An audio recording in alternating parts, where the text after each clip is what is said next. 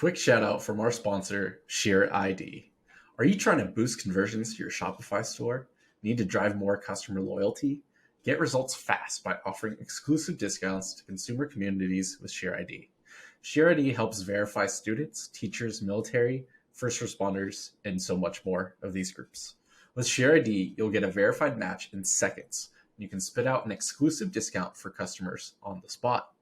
Try speaking directly to a new customer segment with this verifiable identity without adding friction to the shopping experience.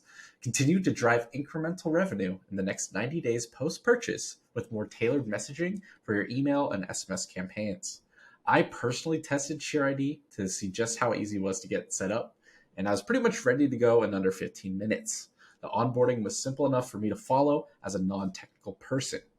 Go to shareid.com/Shopify and start your free trial today. Once again, that's shareid.com/Shopify and start your free trial today. Hello and welcome to Ecommerce Uncovered. I'm your host, Matt Lady. Each and every week, I get to talk with and learn from enthusiastic guests, freelancers, agency folks, in-house marketers, and founders, all in an effort to help you bootstrap your DTC brand profitably. We got 2 episodes a week, which will have you staying up to date on the ever-changing industry and learning fundamental concepts and tactics to apply to your brand. Enjoy the show. This is Ecommerce Uncovered. I'm your host, Matt Lady. Twice a week, I get to speak with guests to share tactical and practical information about how to grow your bootstrap DTC brand profitably. Today's episode is with a media buyer turned DTC operator, a family man, a tweeter of DTC growth and ops, creator of high-quality free resources like the DTC brand mega sheet, paid media changelog, project manager template, and an outsourced photography tracker. Ladies and gentlemen, without further ado, the COO at Range Leather, Tim Aton. Welcome to the show, man. Dude, thanks for having me. What an intro. That was the craziest, best intro I've ever heard for myself. You're welcome. Thanks for having an interesting and some stuff for me to talk about. You got a little website, a bio, you've done stuff, so it's easy to put together. I tried really hard not to put hockey, real selling snipe boys in there. From I saw that. Did you used to play hockey? Do you still play hockey? Do you just like watching it? Yeah, no, I grew up playing hockey. I've been playing hockey since I was 4. Wow. And which is unconventional because I grew up in California, so it's kind of a weird sport. But I took I kind of went into retirement a couple of years ago, and then moving back to Laramie here. One of my buddies he's from Canada, and he was like, "Dude, is there any skates?" And I was like, "I don't know, but if you find one, let me know." And he did. So I'm coming out of retirement this year, actually, which has been really exciting. But yeah, hockey's been a pretty decent chunk of my life for sure. So Sweet. It's justified. Yeah. The only reason I almost included that, I'm not a hockey guy at all. Real Selly Snipe Boys is the show Letterkenny. Letterkenny. Yeah. Okay, so no further explanation needed. Okay, go watch it, audience. Yeah, that's all you. Absolutely incredible. 10 seasons. It's amazing. So, Tim, you've been working agency side most of your career, but recently you crossed the 1-year mark at Range. What's it like been in-house versus working with a bunch of clients all at the same time? Yeah, I mean, it's been fun. There's like pluses and minuses to both, but I think right out of the gate is the stress level just off the table. Just zero stress. Hot, 100%, 110% stress to 0% stress, which is amazing. I think that mostly is related to just having the one brand and knowing the brand so deeply and knowing what fires are actually immediate fires and what can wait. And, for example, with Range, it's our leather supply, material time, it takes forever to get leather. And so I can only sell so much. So I'm not pressed for making ads work because we're sustainable on our MER side. So things like that make it less stressful. And then it's I'm going to spend the next week, on this one project the whole week. So that's been cool. But the downside of being one brand is just the connection to the outside world and what's working, and just getting it to network and talk to a bunch of really interesting people all the time. So I try to keep that up independently anyways now, just to stay relevant and continue to learn from others. But yeah, I think just the stress alone has been great, at least for this past year. So we'll see if that grows again, but for now it's good. Yes. So instead of you're going on one brand, you're going deep, able to touch more pieces of the puzzle versus just the ad account. You've worked across operations, product, fulfillment, shipping, packing. You've touched a lot of stuff compared to just media buying, and so that's a big difference. So I like how you said you have to stay up to date and stay connected with people. You don't have access to 4, 6, 12, 30 ad accounts, however many the agency has. All these other media buyers on your team, you're like, oh, I have this thing, or you want to jam on this, or what do you think about this? You're just kind of on an island. So it's a big difference. So pros and cons for sure. So like I mentioned, you've touched more pieces of the puzzle. Talk to me about something that's outside the ad account that like has helped the brand grow, either in terms of efficiency or volume of revenue. I know you'd mentioned optimizing like shipping and packing stuff, so I would love to get into that a little more. Yeah, that's been an interesting ad for me, because when I first jumped on Range, it was pretty much a CMO role with just make all the marketing work. And then as the team has grown and I've kind of moved into other things, like I took over the shipping team, which has been super, because we do all the pick, pack, ship here. We have stock here. Everything's here. No 3PLs, no nothing. Like, they're right on the other side of this wall is the shipping team. So that's been fun to dig into, and just like the nitty gritty of ShipStation, and like what you're talking about, kind of an example of like cutting down COGS. So I roll shipping costs into my COGS, and then I use COGS by product or product line in my marketing. So I'm cross-referencing even like Facebook campaigns against the COGS of that particular product line to know like really dialed in CAC and make sure there's enough margin there, or not for scaling purposes. But what's cool is like I can, one thing I was working on with the shipping team was talking with them. Okay, what are we doing now? What's our process now? What does it look like? What do you think would work better? Because you guys have been shipping this team has been here for like a year and a half together. And they're like, oh, we should do XYZ. And I was able to kind of, step one, implement a way to track their time. So I call it time per unit, but it's time per package essentially. So track that for a month, and then implement their ideas to make it quicker, and then measure it, and go from there. And what was cool was the ideas that they had that I was able to help kind of implement from a process standpoint and automate with like the levers that I have. It literally cut our shipping time in half. With like their time got cut in half, which saves us like hundreds of dollars an hour on shipping time, which I can roll back into, if I wanted to, I could take that cost and kind of extrapolate it backwards into marketing costs or the COG side of things, and buy some more CAC space. So it's been like something you never think about on, oh, how could we ship this package quicker? How could we do twice as many? Or how can we make the pick part of the shipping flow twice as fast? Like that can have a huge, for at least for us where it's all integrated, can have a huge impact on the rest of it and unlock, like I made our MER go from like a 1.8 to a 2.2 just by working on shipping and not changing anything about ads. Like the ads were the same. So just got more efficient on the backside. So it's that's been really fun to dig into different things like that. Yeah. And then that's nothing you would have never had gotten or even thought of or even had a second to breathe and think about on the agency side of, oh, client, yeah, they're yelling at me to make the ad account better. Let me change my attribution window. Let me try this new audience. Let me rearrange the image, the shitty image creative that they gave me for the 8th time, and hack away in the ad account. You're like, these Send are out 50 more briefs for UGC. Oh yeah. Right. This is like you said, 1.8 to 2.2, that 0.4, and that doesn't like go away. That's like you did it, you tracked it, you implemented it, and that's there.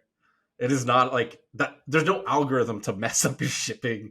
That lever, right? So that's an actual like lever to pull, an actually useful use of time and resources, versus hacking away in the ad account. Yeah, and the other thing I'll say too is it was fun from a culture standpoint, because this is another thing that you don't think about if you're like just looking at that ads manager all day. Is like, so I have my shipping team, and not only were they twice as fast, they were twice as happy working together, because they were like, if there was one person, if they were working independently at the same time, like with 2 workstations, they weren't as fast, and they were both grumpy and didn't like it. And I was like, why do you not like your job? And they're like, I don't get to talk to anybody or do anything with anyone. And it's like, oh, well, why don't we just work together? So not only did it help on the numbers side, but they're like, they love shipping together now. And it's like the vibe of the entire department is different and excited. And like people from other departments have noticed. And so that's really fun for me, because it's like, yeah, like I love the numbers. I love optimizing that side of things, but it's really fun to have like impact in actual people's lives day to day. Like this is their job and they now like it, and they didn't used to like it. That's really fun for me. That is incredible. That is unmeasurable. There's no KPI besides vibes that we could associate with that change. But that's so cool, dude. I love to hear that. And I think as we try to we're selling online, we're not meeting these people in person most of the time. I know Range has retail as well. So you're like, you have the store, you have your little office, you have the backspace and all that stuff. But most of these D2C brands sell online. We don't get to meet every single customer in person. We see these numbers. This average order value, this order number, this this net profit from this person. We like really lose the human element of a lot of this stuff. And so you just mentioning that of increasing their happiness, and they get to talk and they like their job. It's just really cool and really neat to hear. And I think I want to, now that I'm hearing that, want to do better and need to keep that in mind moving forward with anyone I interact with customers or people on my team at Stumptown. So optimize for vibes, not just MER. So the retail side too is interesting, because there's been so we have a retail store, and so I'm also technically like a store manager, where like there's been scenarios where my crafters, who are the cashiers essentially, but they like, if there's a scenario where they went to lunch or something and I'm here, there's just ended up scenarios where I was the only one in the shop. And so I'm like working retail, like in the front. And that was such a crazy, because I had worked, previous retail jobs, but it's just so crazy to go from like looking at my Shopify dashboard, my Triple Whale, my Facebook, my everything, and then like literally standing in the front of the store and actual people coming through the doors and like picking up the stuff and asking questions and like talking to another human face to face about the product. No website, no nothing. It was actually really cool. Like I mix that in occasionally now, just for the sake of kind of reinvigorating the energy toward the brand, and like learning how to communicate brand better online to new people. And like just talking to customers and asking them questions about what they think about things in the store, I can get a lot of kind of actionable little tidbits to change site copy or make an ad, or just from like literally talking to another person face to face, which is was wild to me when I first got here, because it, being remote and being an ad buyer forever, you never think about that. And it's like such an unlock, I think, if you have the availability to do that. Man, yeah. A lot of I had that recent experience with Stumptown. I visited Portland and saw the mattress store and saw our in-person team like talk to customers and talk about the mattresses, and I'm like, holy shit. First of all, there's so much you need to know about mattresses. There's so many like, different things. I was like, I just sleep on this thing. Like, I don't know. So it was really cool to like, they're so smart. It's really cool to talk to them and hear from them too. So I'm with you on that. And I love how, yeah, even like, oh, I'm going to work a couple hours on Friday at retail, like once or twice a month, and make sure I'm like, seeing how people interact with our products or what questions they're asking. I think that's really neat. And I think that just really helps tie it all together. So is there any noticeable changes from the buying behavior of retail versus online in terms of like products that people typically go for or how much they buy, or is it relatively similar from your experience? It's yeah, I'd say it's the people in store retail tends to spend more, because they at least for leather, like you can pick it up and feel it and smell it and like play with it, and kind of like, I think that that helps. You're also, when you come into range, like it's Krispy Kreme style, like you're looking at the products, like we have the crafters out there. So you come in, you look at all the products first, and you look past the products, and there's the people making the stuff. So I think there's that also does a lot for sales, and like yeah, you can talk to the crafter, you can get suggestions like, I need a new wallet, I like, these are great, which one do I get? They're kind of like that kind of thing. And in store is fun because we have products that we don't list online. Like the SKUs are the same, but the colorways, we'll do like custom colorways in store. If we have like some crazy leather that we got in as a sample, we'll like make a bag out of it, like one of a kind, and it'll be in there. So that's kind of fun too. But yeah, there's definitely more. There's more personal connection, obviously, in the store, which I think adds to the AOV. So yeah, so they're the crafters are literally sitting there making the products and like putting it together, and I could see. So it's like you said, Krispy Kreme, or like a pizzeria where you like see them actually making the pizza, right? Mm-hmm. Yeah, it's all like, we make it all here, and like hats are done upstairs, leather goods are downstairs, like they're hand stitching stuff together. I mean, it's crazy what they do. I can't make anything. I'm the nerd. I'm the one nerd, but they are so good at their craft, and it's cool to see, to watch, and just be like, they're making these things with their hands, with these tools I've never seen. And I think that, I mean, for customers, obviously that hits home too. Yeah. So have you been able to capture and channel that crafting experience in person to online at all? Is there like pictures or videos of the crafters that you've used on the website, or ads or emails or anything? Yeah, so that's been a big focus of mine in the last, half a year at least.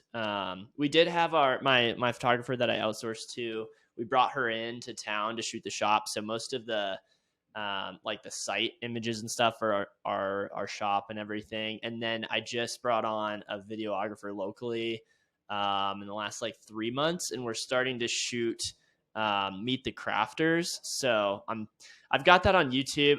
I'm figuring out how to roll that out for like social and different things. And but so we're doing more of that, more personal aspect, but definitely I need more. And there's a lot of the nuances to leather and to the brand itself need to be explained, because for the most part, we've been pretty DR about language and messaging across the site, across ads, which is great. It's worked, but there needs to be more like I said, explanation about like what's full grain leather. We say that everywhere. I like, how can I explain what that means to people, because that doesn't mean anything to the regular consumer, stuff like that. And then, yeah, continuing to push like the handmade, like there's people here that you could come see and talk to if you wanted to. If you came all the way out to Laramie, you could talk to this crafter who's going to make your stuff. How do we push that further on the site and in our marketing? That's definitely like work in progress, I would say. Yeah, for sure. Immediately came to mind. I'm just spitballing here, man, and feel free to be like, "That's dumb. I don't have the resources." It's a great idea. I want to implement. No, but just like live stream and just like Q&A and just have it like a link on the site. Like, hey, talk to our crafters. Like, ask them questions or watch them make the wallet that you're gonna buy. Like, not the exact one, maybe. But oh yeah, the SKU is the current one they're making, and then like track the like I don't know if you know, but Domino's has like the pizza tracker. It's like you order the pizza and they're like, John is putting together like the ingredients, and then it's in the oven, and then it's being you could do that and like try to have like a live stream like element component to it and like a little more interaction. I don't know, TikTok or YouTube or different stuff. I need to do more like satisfying style TikToks, because like when you watch them like hand stitch or something or burnish, it's just so like it's exactly in that category. So yeah, that's definitely great ideas. Yeah, no, that's making a list. Making a list, checking it twice. So yeah, that's just immediately where my mind came to. On my TikTok feed, I've seen one specifically. It's like, you get 10% off if we can pack your order, or it's either 10% off if we pack your order live and use it as content, or pay $10 more and we'll like show you your order being packed. And it's like this old video game store where they have like retro consoles and games and controllers and stuff. And you're like, hey, cool. Like so and so, here's your order. They tag them, and then like they go like pick up each item, put it in the box, pack. Like people love that stuff. So I'm just trying to figure out. Yeah, that's true too. Do it on the shipping side too. Yep. Like packing, the whole thing, like pulling from, because we have all our bins with just like rows of earrings and like all the different watch bands and stuff, and that could be cool too, just to like pull out of the bin, put it in we have really good packaging. Spent a lot of time on the packaging design, so it'd be cool to highlight that too. I think those are great ideas. Yeah, well, yeah, you're welcome, I guess. Hit me with I don't know, consulting fee after the show. Yeah, just make sure.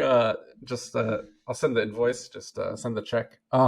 So clearly, you're shipping. You're in retail. You're online. You're a website, ads, email. Your hands in a lot of stuff. How do you, as the COO and essentially CMO, it seems like, how do you think about goal setting for the brand as a whole, and then for you, like how do you start to plan out things ahead of time? How do you prioritize things? Let's get into that a little bit more. A quick reminder from our sponsor, ShareID. Find your next lifetime customers by providing verified discount codes based on occupation or life stage. Speak directly to veterans, students, teachers, first responders, and continue to tailor your messaging to them in the future with post-purchase emails and text messages. Make them feel seen with your brand by using ShareID to seamlessly verify their email in seconds during the purchase process. Go to shareid.com/Shopify and start your free trial today. Yeah. So I think when it comes to goals, like I said, part of the challenge with like, we want to hit this rev is like, we don't actually know if we're going to have enough like leather in house to hit that number. So it's hard to go off of something like that. But I do have goals for specific areas. So like I was saying with shipping, it's like I have a time per unit goal. So they're tracked against time, and it's like we're looking at that very closely. I'm looking at on the marketing side, obviously like MER and CAC, like keeping those in line, because if I'm limited on scale, then it's all about profitability. So then I'm measuring profitability, kind of a thing. And yeah, so I think it just depends on like, you can break that down even further with like, what's the expectation Facebook, what's the expectation Google, any other channels, what percentage of rev am I trying to hit via email, SMS, like all those, you can have, I kind of go off of those numbers, like percentages or profitability numbers rather than revenue numbers to try to hit in terms of goals. But yeah, and then in terms of like project management, that's been probably the biggest challenge since coming in, is just there's so much to work on that I could work on that would move the needle. And then it all comes down to prioritization. Well, I would say documentation first, like write everything down, put everything somewhere, so that it's not just like notes all over the place. So I did build kind of this Notion system OS, if you will, for myself just to manage projects. And then it just comes down to prioritization. What that looks like for me is I kind of have 3 buckets that I put myself into, which is marketing, and then website, which is like merchandising more, and then ops. And typically I try to have only one main project open for each of those at a time. And then I have in the morning, kind of first half of my day is like recurring everyday things I got to do. That's support tickets, helping shipping fires, ad buying, because I still do a lot of the execution work myself. Yep. So that's like execution work in the morning and then project work after lunch. And that's one of those 3 projects or a couple of those. And I like to have one in each, because I like to be able to jump around. If I just get stuck and if I'm spinning my wheels, I stop and I like go take a walk, and then I come back and I pick a different bucket and go from there. So that's kind of, and then it just comes down to prioritization inside of those. So like making sure I'm doing the best, highest leverage project in marketing, site, ops at any time. That's kind of how it's been so far. It's worked so far. We'll see what happens now that Q4, we're in BFCM season. So this is a true test now. Yeah. Yeah, no, this is a true test. So two things I want to touch on after what you just said. So the first one being more on the product and supply side. So if you can talk more about this, like you get your leather from your suppliers. It takes a ton of time, like to get to you, and you're not sure what actual specific pieces or kinds or specifics of each batch you get in. So then once it comes in, then you're able to determine what SKUs are made. Is that right? Yeah. So like we'll order like hundreds of thousands of dollars of leather in an order, and it's supposed to take 3, maybe 6 months, they say, but it ends up being 9 months to a year. But within that, like to get the whole thing, but within that like 9 months, we have, I don't know how many, like let's say 10 different leathers that we're ordering, like because there's different sizes, different tannages, different colors, all that stuff. So they will send whatever they make of the order, but they don't tell us what and when. So that's like what you're talking about is like yesterday even we had like, I don't know, 500 hides show up of just some random natural color. And it was like, oh, sweet, we can make 7,000 of this thing now. And so like that's our production manager for the leather goods handles the receiving of the leather, but it's kind of a crazy interaction with him when it's we have a ton of this leather now. You can scale this SKU to the moon, like as much as you want. Just push it as hard as you want. And so now it's like, okay, well, let me look at my existing setup and like I'm gonna launch some. I gotta go downstairs to the little photo cave, shoot some new content, get some new ads rolling, all that stuff. But it makes it challenging for also running out, because we'll run out of something and it's like, oh no, kill this SKU in ads, or I'll have like an email promo planned and it's like, nope, can't push that one. We're out of it. So then I have to switch gears. So it does kind of get crazy that way, but it's kind of part of the gig with leather and using really high quality. Like we won't budge on the quality. So that's just the constraints that we're limited to on the production side. And then it's just a matter of trying to process that out on our side. So it's like when we get leather in and we can push a SKU or whatever, how do we communicate that? And then what's my plan on the marketing side to get all the content and all that stuff. So it's kind of how I think about it. Yeah, that's super interesting, and probably not. I'm sure some brands and brand owners can relate to that of how they get their product and resources, but that's pretty nuts to just be like, oh, I guess I'm pushing this product now.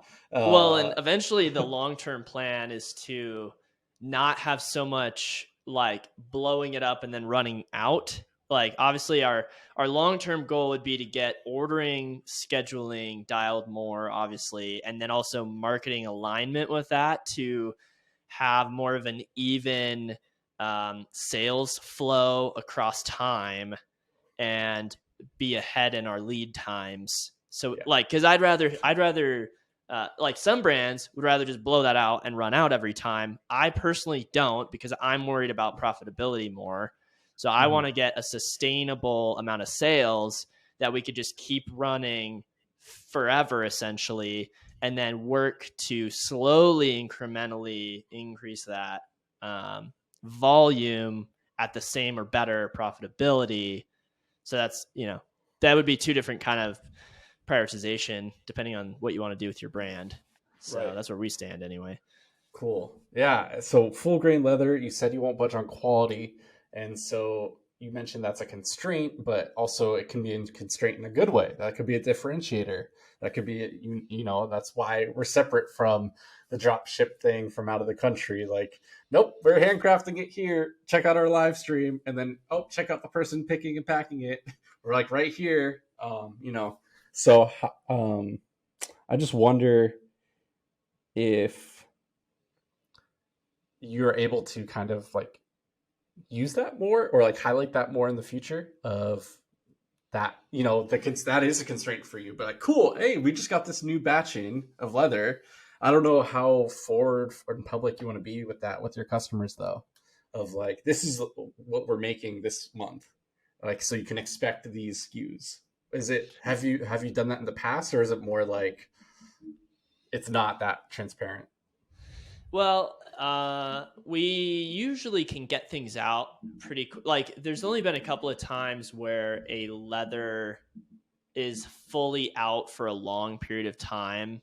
We've done a decent job. Like we'll run out, but it'll be like, we'll kind of see it coming and be able to taper the sales on my side, but also change production. Like we can, if we're running out of a leather, we'll stop making bags out of it because bags take up the most amount, and we'll start we'll just like backfill wallets and watch bands, which we can, crank out tons if we have a whole hide. So there's some of that we can do to kind of adjust on the fly. But in terms of content, we do a little bit of that kind of behind the scenes vibes on Insta, but obviously that's being throttled more and more every year. And I think it's definitely your ideas of doing more live and kind of just more social specific, less curated, like this is what's happening here, leaning into that uniqueness of the brand that we make everything is definitely the move. And that's the direction of the content that we're trying to take and become more clear is the material obviously is the highest quality you can get, but then also like the point of range and like the brand ethos is that the work is done the old school way that will last forever. Like we have a straight up forever guarantee. It's not like disposable. It's like, no, like, and that could also be another idea is that we've tossed around is highlighting more people that send their stuff back to be like someone will have a wallet for like 5 years, one of ours, and they'll have like a stitch get messed up in some crazy accident or whatever, and they'll send it back and we'll restitch it. And it's crazy to see like the patina on it and like the wear and like this person's specific use on it. And I think there's more of that story to be told too, just with, cause like, that's the point. Like you're buying it's not just some other product that you're buying because it's like cool and everybody else has one. It's like, I want this wallet. I want it to last forever. In fact, I want it to last so when I die, I hand this off to my son and then he has it till he dies. Like that's almost the expectation that we want for the products, which is clearly like we need to push harder on that and figure out, ways to communicate that better, which can be everything from formal brand speak like that on the site to informal TikToks about the specific steps of each thing. So I think all of that is great. That's super cool. Yeah. It's not even, oh yeah, come back and buy another wallet. It's like, no, we don't want you to buy another wallet for yourself. Like, we want this one to last forever. Come give a gift to someone else, because you don't need 2 wallets yourself. Buy another one for your friends, your family. I mean, that's been a challenge from the return customer rate. Like you'd expect it, because it's people buy something and they never come back to buy that because it lasts forever. So it's for us, like the return customer rate. I will say, with the exception of hats, people that have hats have a million hats. I don't wear hats, but like those that have hats have a ton of hats. So those repeat are great. But leather goods, it's a matter of like continuing to develop products that can dip into other categories of their life. And we have people, like, going back to the retail thing, like we have people come in that literally have one of every product that we've made. Like we have quite a few of those people. And when we come out with new products, they buy one of each, like they have every single one. So that's another kind of challenge, but USB, it's like that same kind of thing where it's like, it's tough because repeat purchase rate is huge for numbers and marketing. Right. But at the same time, we're kind of like, well, I mean, it's good that people don't have to come back and buy this again. Like, so it's just a matter of getting them to buy something else that will add value to their life in some other way. So super interesting. That's great. Yeah, no, it is. And so the second point from the previous answer you had was, you got these 3 buckets. You have website, marketing, and ops. Right? Yeah. I got those right. Okay, cool. I was like, I'm pretty sure. Okay. For now. So you have these 3 for now. That's the 3 main buckets. And you try to have one kind of main project in each one, so you can bounce around. And you mentioned about leverage and highest priority. So it like that makes sense, and I get that, and I think a lot of people say that. But Tim, like, how do you identify and compare and contrast like efficiency or volume of leverage, or like quality of leverage? Like, there's only things you can do, but how then do you decide, like, oh, I have these 10 ideas or 10 projects. This one, they all move the needle, but this one moves the needle a little bit. This one is like it'll move the needle the most, but it'll take 4 months. How do you start to actually then go a little bit deeper into it, rather than just saying, oh yeah, biggest, highest leverage? Like, that's a good question. magnifying scope a little bit into this. Yeah, no, that's great. I'd say the easy beginning answer is like, there's always those tasks that have actual deadlines. So those get obviously prioritized first. So it's like, get the things that, like, if we have a podcast sponsorship that needs a script that's due this day, like that's first. Or like, I need a weekly email for this week, which is like, I wish I was planned out for 3 months. I am not. I'm usually just like, I need an email this week. I guess I'll come up with something. Yep. So like stuff like that is like, got to do it, So, but when it comes to projects, kind of that back half of my day that I talked about, I've been using a decision-making system, I guess. It's called ICE. I think there's this version called RICE too. I don't know what the R would be, but ICE is impact, confidence, effort. So how I do it, so I have a Notion database, right, with all my projects.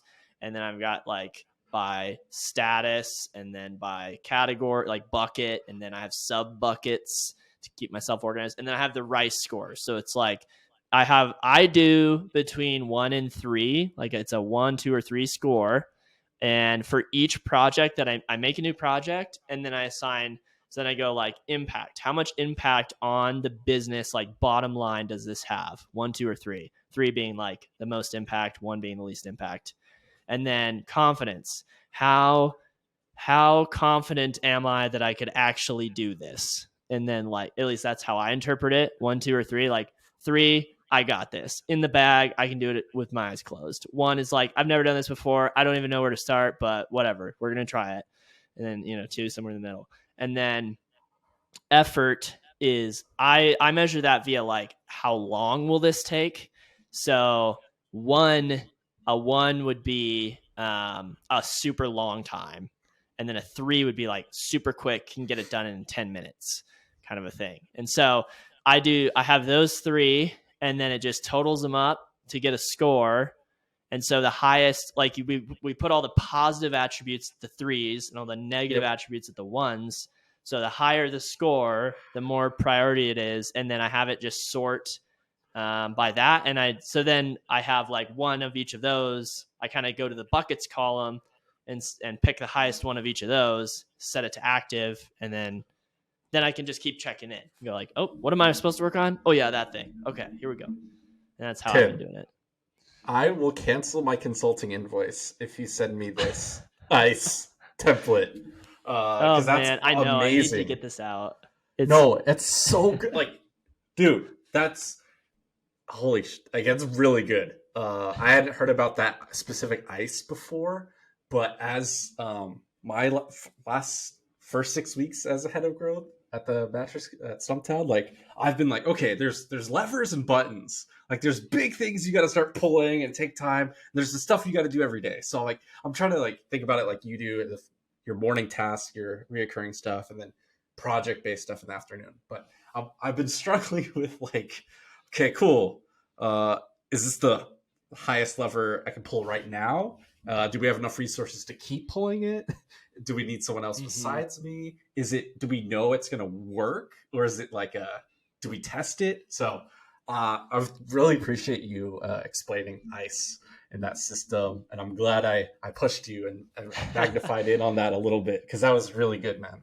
Yeah, no. And the interesting thing too with it is that because there's a way that you could add complexity, which is like add a weighted average if you want to get real nerdy.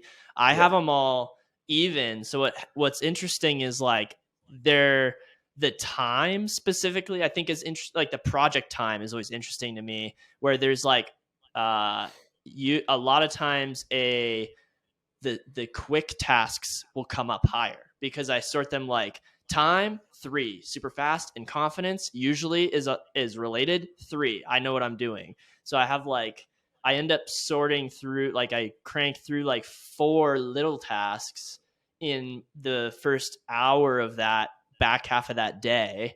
And then a big project, and then it like funnels down to the big one. And then it's like, oh yeah, that one. And then I start working on that, and it takes the rest of the day and I don't finish.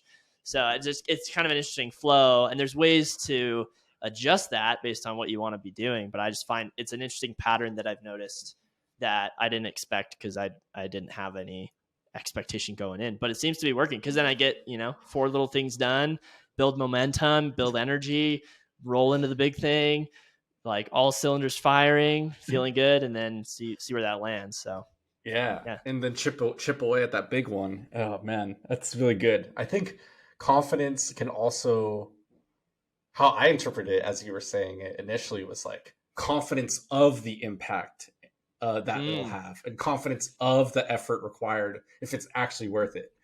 I like your version too. Confidence of if I could do it or not. But I think that might be another way to look at it. The way I described it, you could potentially wrap that into time. If it's like, I don't know how to do this, it's going to take more time. That effort. Yeah, effort and time. That might make sense. But yeah, no, that's cool, man. ICE. That's impact, confidence, and effort. So that's really good. I got excited about that. So we're gonna start moving towards the end here. We're gonna start landing the plane, and so we we got a question from the good old Bird app at Susan Edub. She asks, as a fellow maker, I would love to know, what is the first thing Tim was excited to outsource? So you've been doing a bunch yourself. You've been all over the place. What was that first thing that got you excited to outsource? Yeah. Well, first of all, Susan's great. I love her content. I love the candles. I would say candles, but it's candles. Candles. Yeah. She'll have to correct our pronunciation of her brand name. But I just love watching that happen. It's so fun to watch that business grow. Yeah. She's great. But yeah, it's interesting. So I'll answer for range because like we're coming in like halfway into range. Like range is developed past like just one person making one thing, like we're a team and stuff. So like for me, I'll answer for the future. The next thing that I'm looking to outsource, I kind of have two. It's not really answering the question very well, but it's like I need someone to manage. We're calling it brand experience, which is like a customer experience, but with extra stuff. Just to help me with some of the shipping stuff, with some of the wholesale stuff. Like there's a lot of things taking my time that's taking away from my ability to think strategy and long-term and high level. So that would be something. And then I'm also trying to build my marketing team, which would be directly under me. And I have like an idea of what I want, but we'll see. It kind of depends on who the people are and what they can do. Just in both of those, the thesis is like, I need to be spending more time doing decision-making strategy and less time executing, like actually doing the button pushing. So that's kind of that's how I would answer that. But for Susan, it's like cause she's like making everything, I think, and fulfilling. And I know Kyle, when he first started he did like a half and half, I believe. So he brought in one employee and half of their time was production and half of their time was shipping. So that's like taking the two things that take the time and splitting it.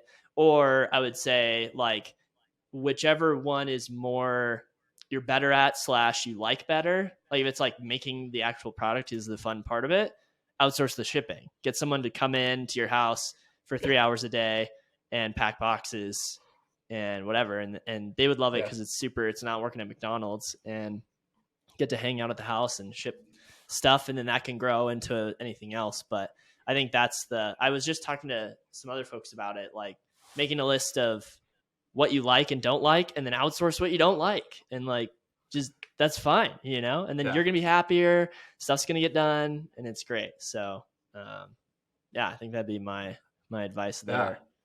Great answer. I love the nuance and context. And I'm curious about what that, following up on the two, you said there's two essentially. One, brand experience, customer experience, more on the ops side, and then one as a marketing person under you. Like, which one would help you with your ICE components? Like, which one would help you think on the higher impact ones or the bigger picture, longer term, where it fits your skill set and interest more? Like, which one would help you? Yeah. For me, the bigger lift would come from getting the brand experience person. Because on the marketing side, my plan in the short term is to have a marketing team of executors to some level. But I would, if I have to execute in one of those categories, I'm better suited for the marketing side just because of my career, my experience and interests. And so if I can get someone who's dialed on like, even like in something, you know, I'm thinking of someone who wouldn't even be necessarily in D2C. It's like you've been a Target store manager for 5 years. Like that would be perfect for this. Like you can run a team, you know, customer experience, customer service, like you've been at somewhere for a long period of time, you know, the brand, like there's a lot of value there. And it's not like a D2C person, you know, which is like, whoa, can we even do that? I don't know. Is that allowed? Yeah.